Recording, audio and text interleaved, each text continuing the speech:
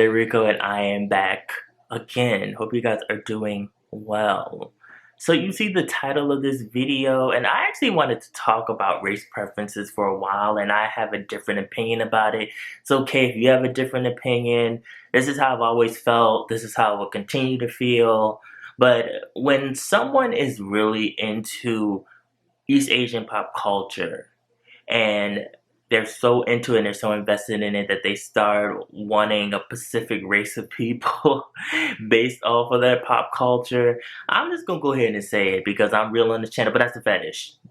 That's what that is. That's a fetish. A lot of people don't want to hear that. I know a lot of people were like, they got triggered or they're mad or whatever like that. But that's what that is. If you're looking at a certain race of people and you're holding them to a higher standard, that's a fetish. And you have to look at where this comes from and the source of this, because there is a lot of conditioning, there's a lot of brainwashing, even going back in history to when the European persuasion still is considered the utmost beautiful and the top cream of the crop.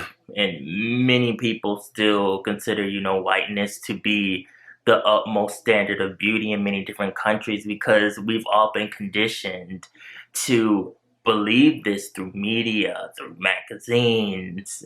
And it's been an ongoing debate when many people are saying that there's different forms of beauty, which I believe that there's just beauty. I believe that in many different races of people, there are people, depending on the beauty in the eye of the beholder, that are average looking, that are maybe ugly, that are pretty, beautiful, handsome, drop dead gorgeous. I don't believe that there is one race that is better looking than the other. I believe they're just good looking people and, average looking people or ugly looking people. And there's someone out there for everyone. But when you bring in somebody's race and you say that this one race is better looking than the other, I always think to myself, no, the person you're looking at is good looking. That's what it is. Or, we get constantly, especially me being black and black people, that black people aren't attractive. And I think, how are we not attractive? We've always been attractive. Different shades, different hair textures, different features. So I kind of laugh on the inside when I hear someone say that black people's features just aren't attractive because we all look so different. So different in many different ways. And then, the person kind of trips over themselves and they make themselves look dumb, because then I always say that if we could go up on a high cliff and we could look down on all the people in the world and all the races that people say that they're not attracted to, I can guarantee you would find a whole bunch of people in that said race that are attractive to you. And so that's why we also get the, oh, you're handsome for an Asian guy, or you're pretty for a black girl. And it's like, no, they've always been handsome. They've always been beautiful. It's just that you have that conditioning in your mind that certain type of features, European features, blonde hair, blue eyes, lighter skin is considered the most attractive, and you put that standard on every single race of people. And the same thing happens when people get into K-pop and Korean drama. They're shown the best parts of that media. Like, people actually think that all Korean men look like K-pop stars and look like actors from Korean dramas when they don't. That's them promoting a product, a fantasy, to women, mostly. And there's nothing wrong with indulging in fantasy. We all do it. I do it. I am a gay man. And I have been there, you guys. I definitely had. And I had to really go back and look deep within myself to kind of correct the overall ideology that I had about being attracted to certain races, coming from being in a all-white school most of my life, except in middle school on the way up, and then also being into like East Asian pop culture, and definitely being like, this isn't right. The way I'm thinking isn't right because you start to see people for the race and then seeing them as a thing, but then not realizing that these people are just people like you, and you're thinking that their race is a special attribute outside of their culture. And they're just a normal human being like you. Then we have other problematic forms of media on YouTube, which is the interracial couples, AMBW, even the Asian man, white woman demographic that is going on. And we have that where many Korean people follow and they idolize it, and they'll be like, oh, it's an average looking Korean guy with a blonde haired, blue eyed, tall white girl. And in the comments in Korean, you just see all of these Korean people fanning over this Russian woman. And I'm just like, she's a woman like everybody else. Like, she is no different than a Korean woman outside of the culture. She has the same thing that a Korean woman has under her clothes. Maybe a different body shape, maybe, but she is a woman. And then we have AMBW. I've been so let down by AMBW because it's the same thing. We either get black women who sit all day long and talk about their experiences of being with Korean men, or we get black women that seek out Korean men to sell a fantasy to their black female fan base, basically. And we know about that one couple that had that whole messy fallout on YouTube. I'm not going to say their name, but they used their fans. They lied.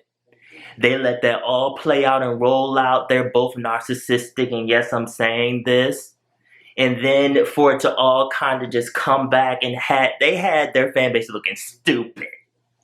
Stupid. Like, I was even in there and I made a comment, and I still stand by the comment because I care about the children in that dynamic. But that just whole thing, I had to get away from that because I was seeing where the channel was going.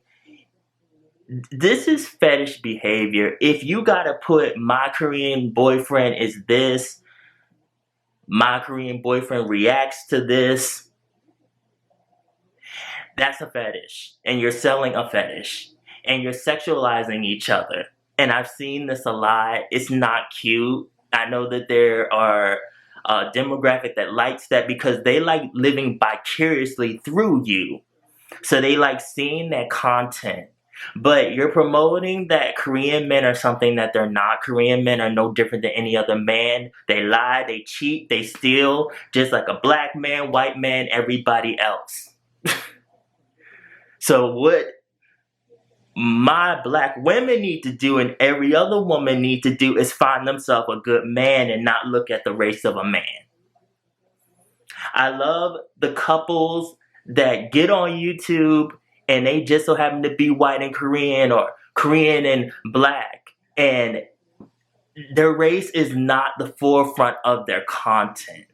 Like, I love Two Hearts, One Soul, white Canadian woman, Korean man. I love the vibe of their videos. I love Diana in Korea. Love their children. Love what they do with their channel. They do have cultural stuff on there and reactions and things like that. But it's very, very just calm and humble. I also like a smaller channel too. I believe it's Rumi, and Dom. Love them too. They're very just humble. It's not this, oh, look at me as a black woman and sexualize me, or look, I'm with my Korean man. And it really plays on the insecurities of black women, because there are many black women that feel like they can't get an Asian man. So what they do, they live vicariously through these channels. And I know a lot of people don't want to hear this, but it's the truth. And it all falls into this race preference thing where it really doesn't exist. Because if you really sit and you think about all of this, And it's like, well, I need to just see people as people. Now, there's nothing wrong with dating someone of your own race for cultural reasons, and I'm all for that. I'm all for black love. I'm all for seeing Asians with each other, Hispanic people with each other. Everyone, if you want to date someone that looks like you, I'm all for that. I'm all for the black family dynamic, but I'm also for love. I'm also for love. So when I see people that are together and they get together despite cultural differences, despite their skin color, I love that, and especially when it's genuine. But you're not going to BS me with some of these content creators that I see out here, and some people that try to downplay the problematic traits that are in racist preferences, because they're definitely there and it needs to be addressed. I'm tired of people saying that, oh, one race is better looking than the other. They're not. If you're looking for someone your significant other, excuse me, look for traits where you're going to be with somebody for the long haul. Because you will get older and you will get tired of running around from man to man, woman to woman, and you're going to look for more stability. And sometimes you'll find it in a person that looks like you. Sometimes it might be someone that doesn't look like you. Sometimes it might be someone far across the world. Sometimes it might be someone in your backyard. But the whole thing is that see people as people. And I always tell people this. I have found every race attractive. I can go outside and find a man from every single race that I find attractive. I have a type, don't get me wrong.